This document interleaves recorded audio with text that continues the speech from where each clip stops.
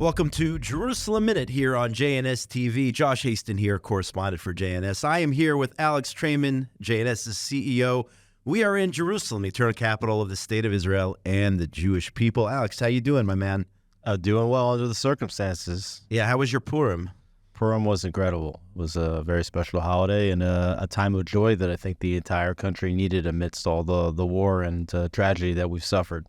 I hear you, but some of the nations in the world decided they were going to try to put the kibosh and destroy our Purim, and I'm talking about specifically the nations who are part of the UN Security Council and the resolution which was passed as a result of the United States abstaining. I would even call it a pro-Hamas resolution calling for an immediate ceasefire, at least during the Muslim holiday of Ramadan. Israeli government officials were near unanimous this week in condemning the passing of this UN Security Council resolution demanding a 2-week halt and essentially saying that they want the ceasefire to be prolonged, not condemning Hamas at all, not mentioning that terrorist organization. And I really think this is a huge, huge story after so many weeks in which we have discussed on this program how the U.S. slowly is moving away from Israel's orbit, and now it all came crashing down, in my opinion. And the UN resolution doesn't also combine the call for the hostages to be released. It's not that if the hostages get released that there should be a ceasefire. It's just that there should be a ceasefire. It should be during Ramadan, which is the Islamic holy month, their festival. At the same time, when Hamas launched this war on Israel's festival during the Sukkot holiday on the festive day of Simchat Torah.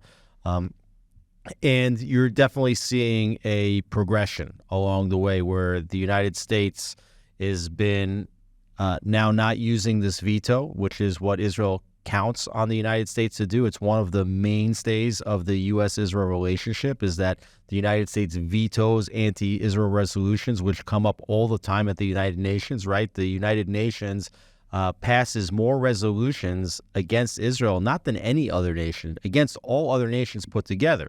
And the United States has always been there to defend Israel in this anti-Semitic forum. The fact that they haven't done it, now they're sending a signal, and this could be a slippery slope because you could start this, while this was a non-binding resolution, you could start to, you could imagine a situation in which the United States will not veto a binding resolution on Israel in the future.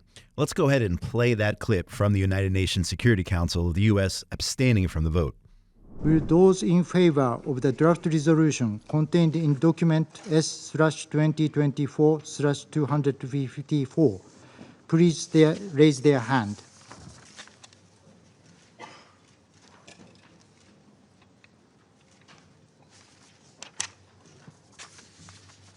Those against? Abstention. There you have it. And Alex, I think the most important expression as a result of that vote is the fact that Hamas celebrated it. They celebrated the UN Security Council's resolution there that passed, and I think that says it all. This has been the Hamas strategy all along. Hamas cannot defeat the IDF. The IDF is one of the most battle-ready and sophisticated militaries in the world with a huge air force. Hamas doesn't have an air force, okay? They just have Qassam rockets, which are basically pipes with explosive in it that they hurl at population centers. They have guns. They have some RPGs. They have tunnels, okay? They're not the IDF. They can't defeat the IDF. What did they try to do? They tried to lure the IDF in to Gaza, hoping that they could maybe kill soldiers in booby-trapped urban environment, but that the IDF would kill as many civilians as Hamas could put in the way of the terrorists that the IDF's trying to target. And then diplomatic pressure will continue to escalate against Israel, whereby Hamas would force Israel to stop in its tracks before it finishes the job, before it wants to stop. That's how Hamas will declare a victory. So if the UN is now passing resolutions calling for immediate ceasefire, which is what Hamas wants, and the United States is not blocking that, basically telling Israel, no, we don't want you to finish the job. We don't want you to eradicate Hamas. This will be the victory for Hamas. So the fact that Hamas is celebrating the passage of this resolution, yes, it does tell you everything that you need to know. But what the United States should be doing and what Israel should be doing is continuing to minimize the influence of Hamas. Hamas should no longer be, 5 months later, should no longer be considered a political entity that you're talking to, that you're negotiating with. We're trying to eliminate Hamas. Instead, what the United States is now doing is raising up the status of Hamas and getting it to defeat the IDF on the diplomatic battlefield. So there you have Hamas's response was to celebrate it, and they went a step further with maximalist demands as a result of the Security Council resolution, saying that they want a permanent ceasefire. They don't want any temporary ceasefires. This emboldened Hamas. At the same time, you have Israel's response. The prime minister, after the vote, he decided to cancel the departure of a high-level delegation, including Ambassador Ron Dermer, who you interviewed just about a week and a half or 2 weeks ago, along with Tzachi Hanegbi. They were slated to fly to Washington this week to discuss Israel's ground operation in Rafah.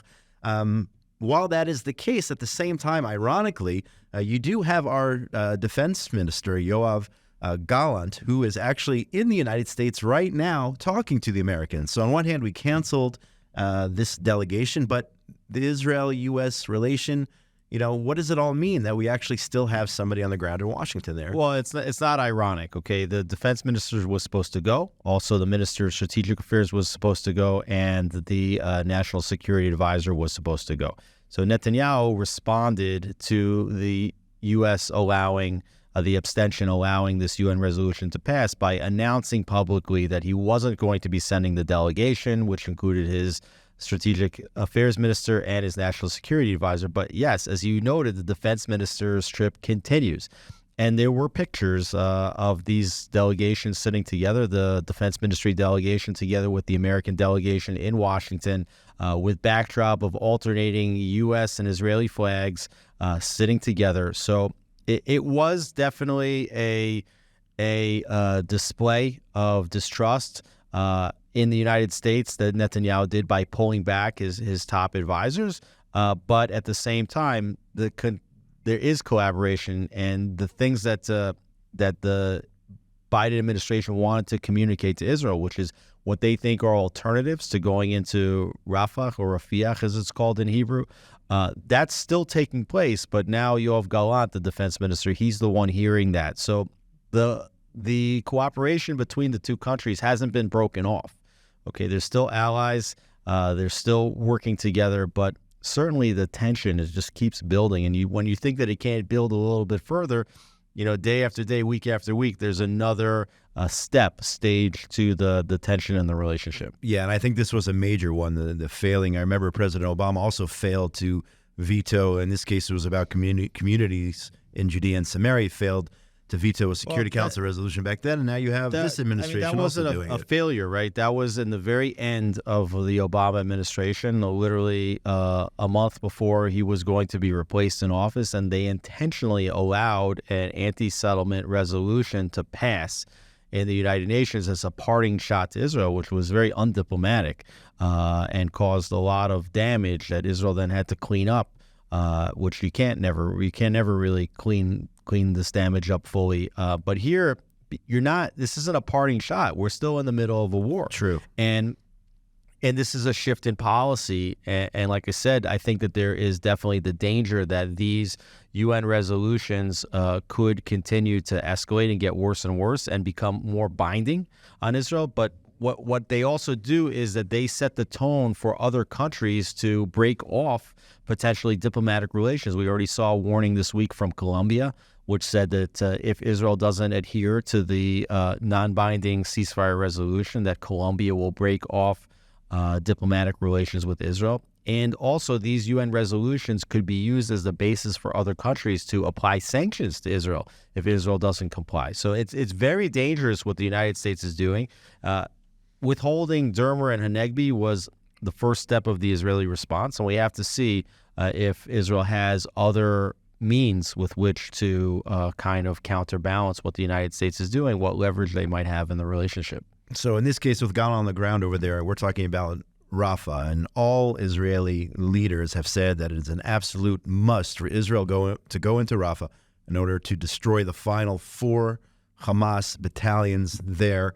And the United States still saying that they think there's some sort of alternative. And again, I don't think they have a full sense of reality or On the other hand, it all could go back to the fact that they just don't want Israel to do it for votes come November in the upcoming election. They don't want to see Israel to continue. They claim, at least, it's for humanitarian reasons. They don't want to hurt all the civilians that are in Rafah. But at the same time, Israel has made it crystal clear the only way for a full military victory over Hamas is to go into Rafah, Rafah, and take care of business. And it's interesting. Ron Dermer told me in an interview that I conducted with him in the Defense Ministry a few weeks ago that if the United States would allow the passage of a UN resolution calling for a ceasefire before the war was finished, that Israel has told the Biden administration explicitly that they will continue to fight. And even if they don't get weapons from the United States, Dermer said, we will fight with our fingernails if we have to. Like, we are not going to stop the war until we're done. Now, you mentioned this operation in Rafah, and we've been talking about it already for weeks. And Israel and the IDF are waiting when is this going to be launched? And so, first of all, the IDF is operating in other parts of the Gaza Strip, and we'll talk about that in a minute. But what does an operation in Rafah look like, and what has to happen? What is Israel planning to do before that operation? So obviously the big issue here is the large civilian population, which, because the entire Gaza Strip essentially has been pushed down from areas north all the way down to the southernmost city in Gaza, which is along the Egyptian border in Rafah. And they're basically living there in these makeshift tent cities. Now, obviously, the IDF wants to get in there. They want to get into the tunnels underneath Rafah. They understand that the top leadership of Hamas is in Rafah. They understand that the hostages are in Rafah, so they want to get in there. But the IDF and Netanyahu, they want to get as many civilians out of harm's way as possible. So what they're doing is they're trying to identify a safe zone area, which would be slightly to the north of Rafah, not necessarily in the north of Gaza, but to the north of Rafah, where they can move the population. So they're trying to develop the corridors to move them and also to set up the infrastructure for them, which means tents, to set up a new tent city. So there would be many tents there and other provisions of humanitarian assistance. Now, this is going to be a very costly operation. Just to set the groundwork to move this population, it could cost literally billions of dollars. And I think a lot of this cost is actually going to fall on Israel, that Israel is preparing to pay much of this money. Some of this money is being prepared to pay by Qatar. It's not clear how much the United States is willing to pay and why they're not willing to pay for that. And it's only once the population is moved that then the IDF will go into Rafah, and yet that still raises the questions and the problems of, well, if the civilians are moved out, will hostages be smuggled out? Will terrorist leaders be smuggled out also? So there's a lot of challenges, and it's probably a few weeks away before the IDF will go into Rafah. There were people who were saying that as a result of the UN Security Council resolution passing, at least on social media, that Israel that night should have gone into Rafah. That's number one.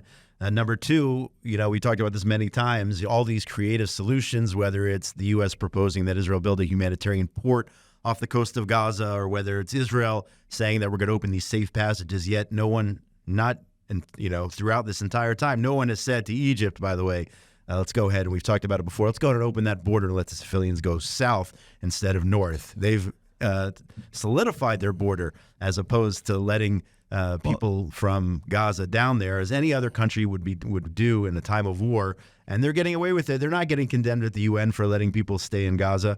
Instead, Israel has to come up with a solution and provide, as you said, tents and whatnot to go north. So people that say that Israel has laid a siege on the Gaza Strip, that Israel completely encircles the Gaza Strip, let's recall that the Gaza Strip has a border with Egypt, and Egypt could be right for many different reasons why they would not want to accept Gazans into Egypt. That should be an indication of who these citizens are. Like, if Egypt thought that these were just innocent Arabs, they would probably want to take them or would be willing to take them, but they're absolutely not willing to take them because they understand that if the Palestinians come into Egypt, that they will destabilize that country the same way that they have destabilized Israel, and they don't want that. But Egypt is not the only country that can resettle Gazan refugees, and there's not one country that has to resettle all of Gazan refugees, but we don't yet hear of a single country in the world that is willing to absorb even a single Gazan refugee unless if they don't have citizenship in that country. So I think that tells you a lot about what the world feels about Palestinians and how much they actually care about them, and rather that they're just using them as a tool, as a lever against the state of Israel. And as the UN is busy condemning Israel and not taking care of refugees in a time of war, what the UN is busy doing is accusing Israel of genocide. There was a report compiled by the UN Special Rapporteur, Francesca Albanese, if that's how it's pronounced. I mean, if you see her on Twitter, I mean, she is just an absolute hater of the state of Israel. It's supposed to be delivered, this report, to the Human Rights Council, saying that there are reasonable grounds to believe Israel is committing genocide in Gaza, recommending an immediate arms embargo on Israel. It's almost as if, as more time goes on, it's almost as if Israel was guilty of perpetrating some sort of massacre on October 7th, not the other way around.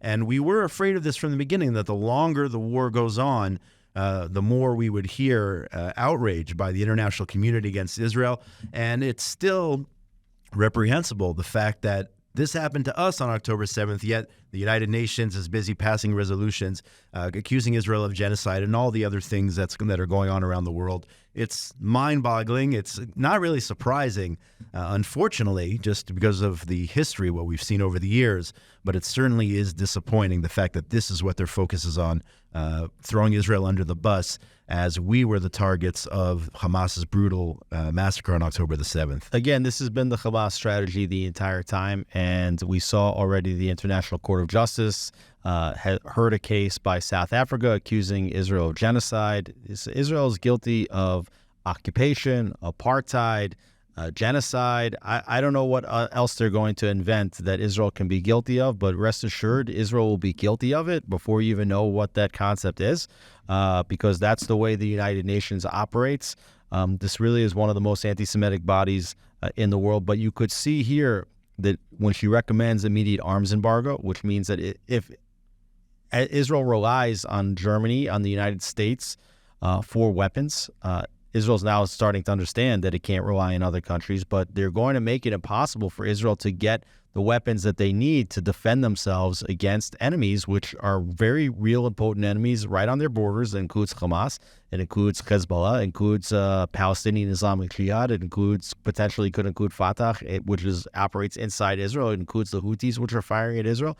It includes Kataib Hezbollah, which is in Syria and Iraq, and it includes Iran itself, which is developing illicit nuclear weapons. So Israel lives in a very dangerous neighborhood with countries and organizations that are committed in their charters to the destruction of Israel. And now you have the rapporteur in the United Nations basically saying that countries should not sell Israel arms to defend themselves. And what you could see later is that these calls are going to progress, and the big threat is that other countries could place economic sanctions on Israel. While the United States is alleviating economic sanctions on Iran, you see the path where Israel could economically be in a lot of trouble from defending itself against the terrorist entities on its borders. You listed all the players here in the Middle East who are involved in attacking Israel, and the top tier, if you will, of course, is Iran. And you talked about weapons as well. Israel this week actually thwarted an Iranian arms smuggling plot, and this involves Judea and Samaria. Israel's security agency revealed on Monday it had thwarted an Iranian attempt in recent months. It was just revealed to smuggle advanced weapons into Judea and Samaria. And I saw on TV the images of these weapons. You're talking about RPGs. You're talking about sophisticated missiles and guns and rifles and all sorts of weapons. Essentially, basically, we would lead one to believe that the obvious goal here was another October 7th style massacre in Judea and Samaria. So the UN busy condemning Israel or whatnot, saying that countries around the world should embargo, not provide Israel with weapons, when Iran freely is trying to smuggle weapons into Judea and Samaria. And of course, you don't hear any condemnation there at all. Well, what Iran's done is it really created this ring of fire around Israel with, as we mentioned, these terror entities, Hezbollah, Houthis, Hamas, others. And the way they've been able to do this is because they've essentially created a land bridge, which moves from Iran through Iraq, through Jordan and or Syria, to Lebanon, and Jordan also has the longest border with Israel. And we've seen that there's been tremendous smuggling of weapons, including there was an incident where a member of the Jordanian parliament who comes across the border with diplomatic immunity was smuggling lots of weapons into Israel, maybe hundreds of guns and other weapons into Israel. So there's a lot of smuggling. And once these weapons get inside Israel, if you have RPGs that are now in Judea and Samaria, okay, so you can take an RPG and you can bring it to a hilltop that is less than 1 mile away from Ben Gurion Airport, okay?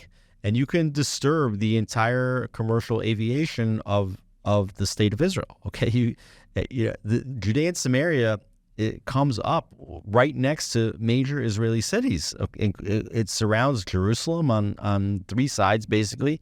Comes very close up to the suburbs of Tel Aviv, like Rosh Ayin, and other Israeli cities. So they can do a lot of damage and really hold a big portion of the country,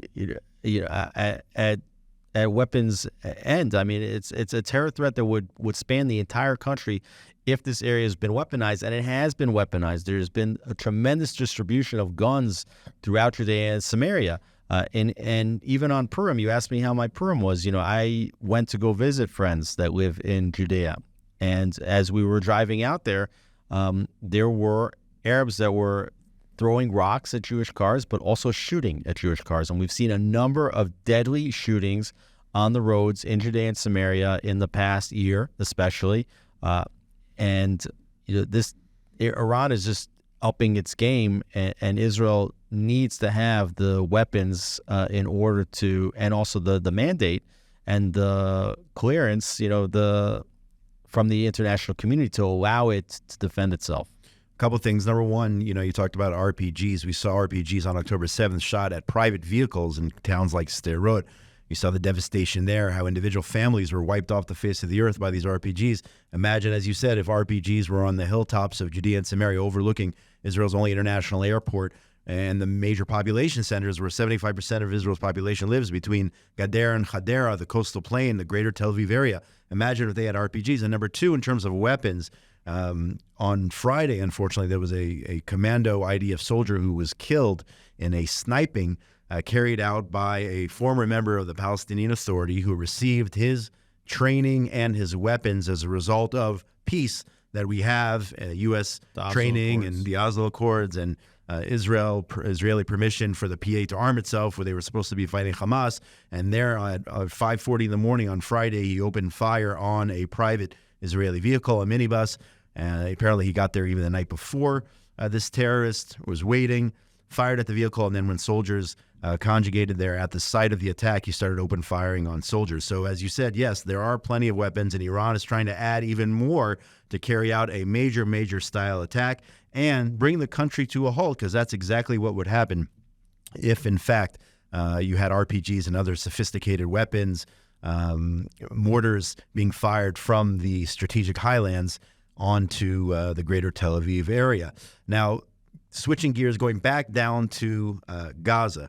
And here's something I think it's very important for people to understand. We talked about the safe passages. We talked about the upcoming battle in Rafah, which Israel says is a must in order to defeat Hamas. But now, all of a sudden, in the middle of the war, I actually thought, I was of the belief that essentially northern and central Gaza were terrorist-free.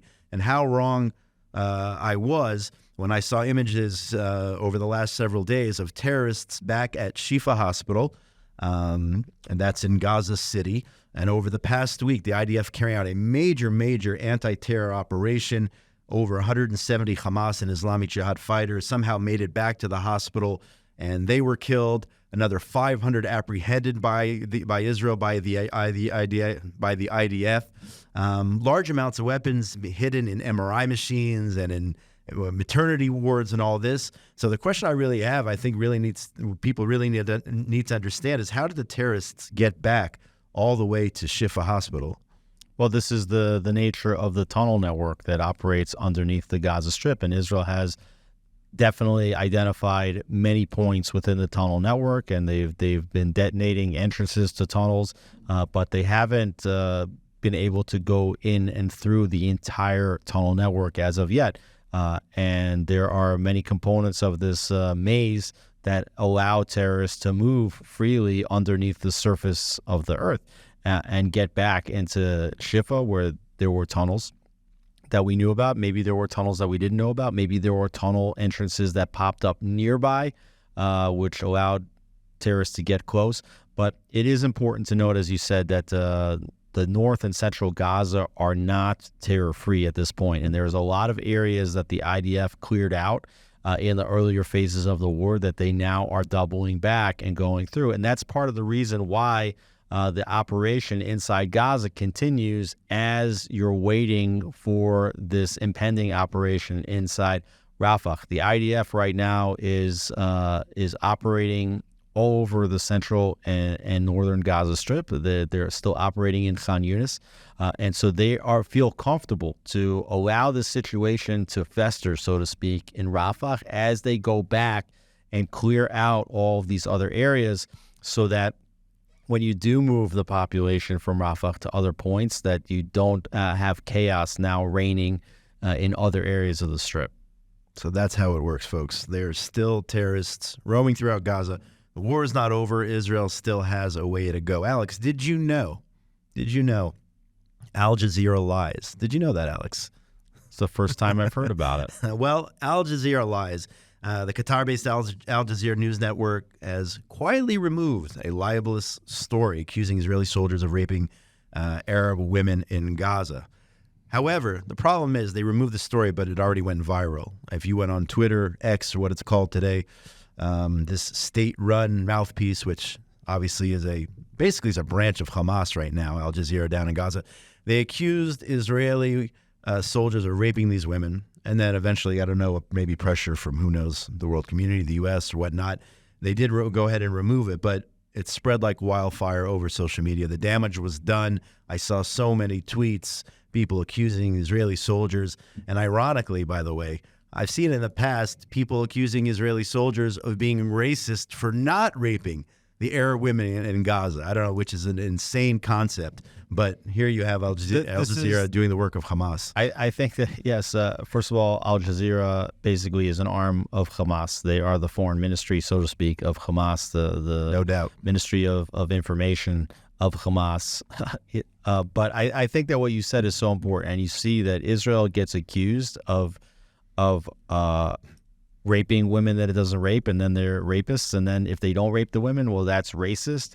You know, it's a no-win. It's Israel is in a lose-lose situation no matter what it does. You know, if Israel has troops, or civilians inside the Gaza Strip, so that's a brutal occupation. If Israel removes civilians and its troops from the Gaza Strip, well, then it's creating an open-air prison. You know, when you have a separate bus line in Jerusalem that goes to Palestinian neighborhoods than the other bus line that goes to Jewish neighborhoods. So that is apartheid. And then when you have a light rail system in Jerusalem that goes both through Arab villages and Jewish villages, so that's occupation. So there's almost no way that Israel can be clear of any of these accusations, right?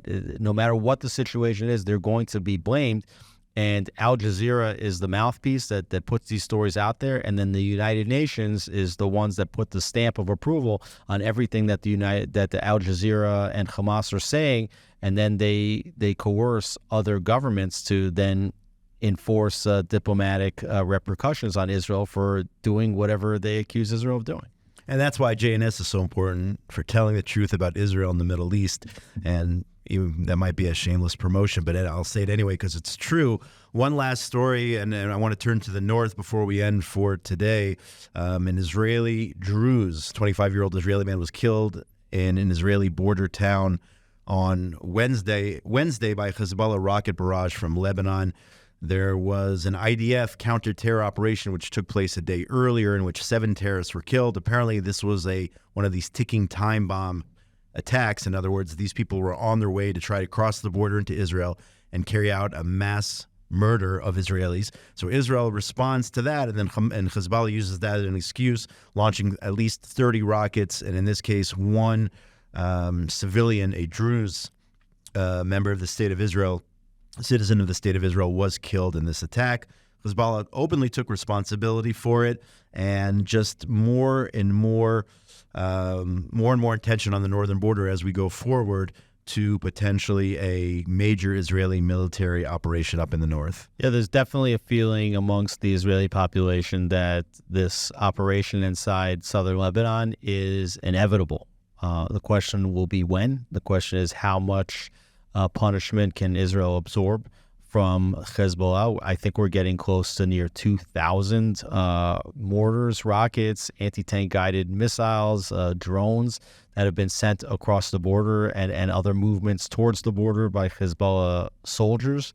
And the IDF hasn't taken it sitting down. They have been striking back, basically like filing off the capabilities of Hezbollah in southern Lebanon, even striking as far north as Beirut and even a little bit further north, including this week, sending very strong message to the entire country that if Hezbollah doesn't pipe down, that the entirety of Lebanon could look like Gaza in a few months from now. Certainly, the IDF, the leadership of Israel, giving every indication that they don't want a full-fledged conflict in Lebanon at the same time as they're fighting in Gaza. There are also questions inside Israel about whether Israel has the fortitude to go into Lebanon even after the operation in Gaza. How many soldiers does Israel have? Are you willing to take the soldiers away from their homes yet again to fight? And then you have questions of weaponry. You will need much more weapons to be fired inside Lebanon than you did inside the Gaza Strip because the threat of Hezbollah rockets, 150,000 to 200,000 rockets, long-range, precision-guided, much heavier payloads, that Israel's going to have to act much fiercer and much faster inside Lebanon than they did in Gaza, where they were basically dealing with Qassam rockets and tunnels and guns. It's a different level of fighting. And yet it still seems as though there isn't going to be a diplomatic solution. So as we say, this continues to escalate and escalate and escalate, and it's been escalating for 5 months already since October 7th. It looks like it will continue to escalate further. I'm sure the UN, by the time we speak again next week, I'm sure the UN will condemn Hezbollah for launching rockets and murdering they will condemn Israeli Druze. Israel for violating UN Security Council Resolution 1701, which is and other resolutions which were supposed to create these buffer zones. Now, it doesn't matter that Hezbollah has not upheld their obligations. They're a terror organization. They're not a member of the United Nations. And so why would the United Nations condemn a non-member entity that's just some kind of terrorist organization? They will rather only condemn the member state, which is the state of Israel, for their activities. Yeah, the UN peacekeepers really doing a great job up in Lebanon, obviously. I'm being very, very sarcastic, but that is all the time we have for today. Here on Jerusalem Minute on JNS TV. Make sure you go to JNS TV on YouTube for amazing content that you're just not getting anywhere else. Also go to jns.org for up-to-the-minute reporting from Israel and the Middle East. My name is Josh Hasten, here with Alex Traiman. Big shout-out to Ryan Lifshitz, who does everything behind the scenes here at JNS, these wonderful programs which you're not getting anywhere else. So thanks so much, Alex, and let's have a great week, everybody. Continue to pray for our IDF soldiers, the return of our hostages, and the destruction of Hamas. Let's add that to the mix. So have a great week, everyone. We'll speak to you next week.